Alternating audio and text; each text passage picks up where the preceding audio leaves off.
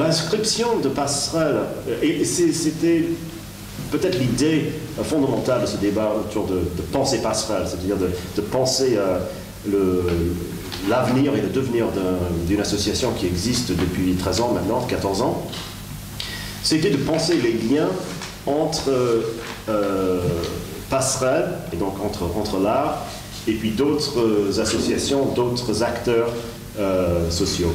Et donc de fournir, pour que passerelle ne soit pas seulement un centre d'art modélisé par rapport à tant d'autres, mais autre chose qui serait, où il y aurait des outils, autre terme clé qui a surgi très souvent lors de nos discussions préliminaires, les outils collectifs mis à la disposition des artistes et de ceux qui se réfèrent à l'art sans être forcément des artistes, et de ceux qui, généralement, souhaiteraient collaborer avec un centre comme Passerelle. Il s'agit de viser une participation effective à des décisions véritables qui peuvent changer cette petite partie de la réalité qui est à la portée de nos mains, qui est cette structure, qui est la manière dont chacun traverse, utilise et remplit aussi ce bâtiment et plus largement ce concept, qui est le concept d'une passerelle entre les arts dans la ville de Brest.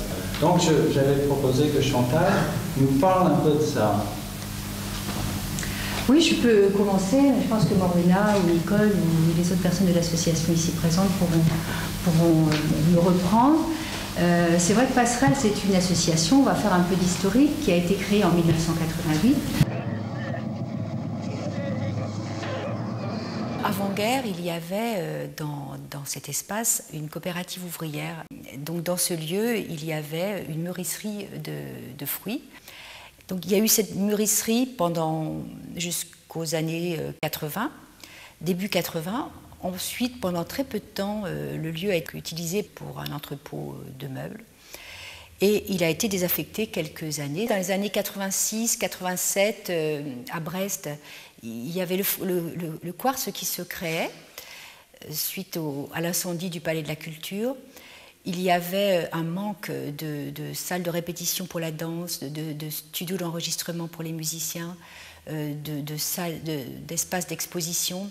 Enfin, il y avait tout ce bouillonnement, cette vie qui continue toujours, parce que la vie culturelle est toujours intense à Brest au niveau de la musique, du théâtre, de la danse et des arts plastiques. Il y avait beaucoup de manques et on était quelques artistes et amateurs d'art à vouloir faire quelque chose pour un espace de création, de production d'œuvres à Brest. Et on a découvert ce lieu, habitant le quartier avec des amis. On a souhaité, en le visitant tout de suite, en faire un lieu de production d'œuvres. À la reconstruction de Brest, il y a eu peu de délire en architecture. Par contre, ici, à Passerelle, il y a quelque chose d'absolument original qui a été créé sur une technique du béton précontraint, une grande salle avec des voûtes en béton. C'est la technique d'Eugène Fraissinet qui avait permis d'autres ouvrages d'art, notamment le pont de Plougastel. Et donc cet espace a cette originalité, une succession de salles au volume et à l'éclairage très contrasté, qui nous a séduits quand on a découvert l'espace.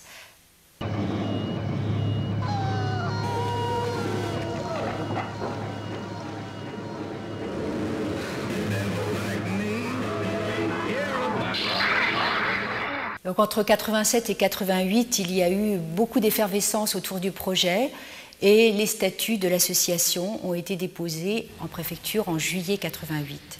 Donc nous avions réussi à convaincre les politiques, surtout des collectivités territoriales, de nous soutenir.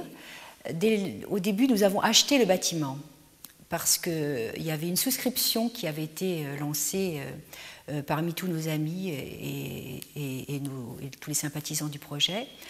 Et donc c'est avec ce fonds-là qu'on a demandé un emprunt et on a acheté le bâtiment.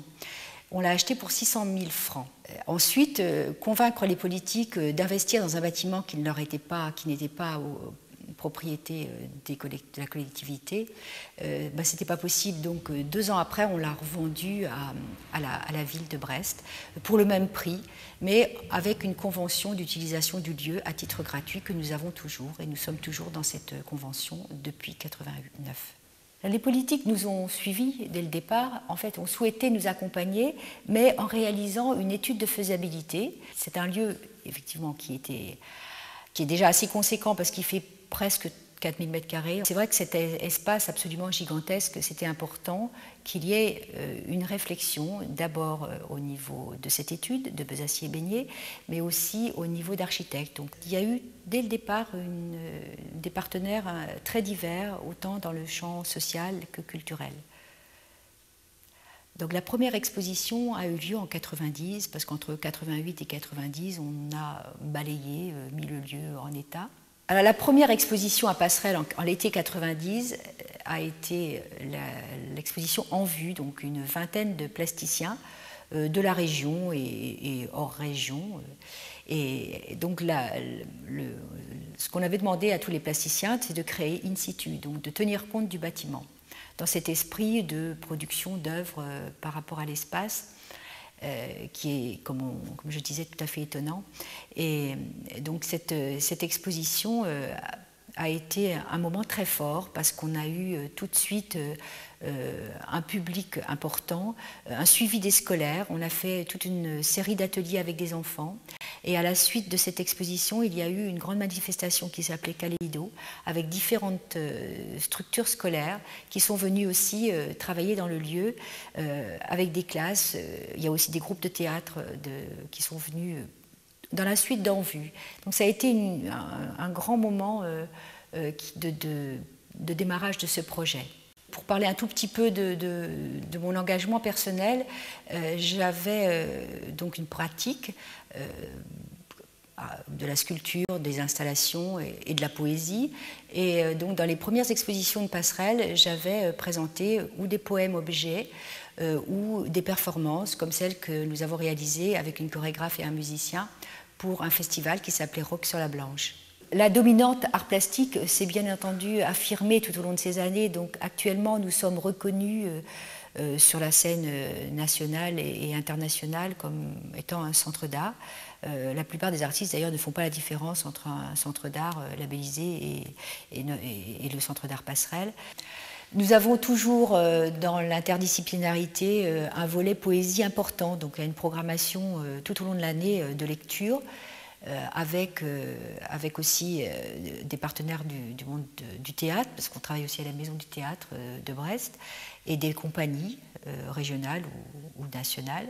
Et nous avons un partenariat important au niveau de la musique avec différentes structures, donc Pen Art Jazz, la mission des musiques actuelles de la Cube, et également l'équipe Sonic Floor qui monte le festival Astropolis à Brest.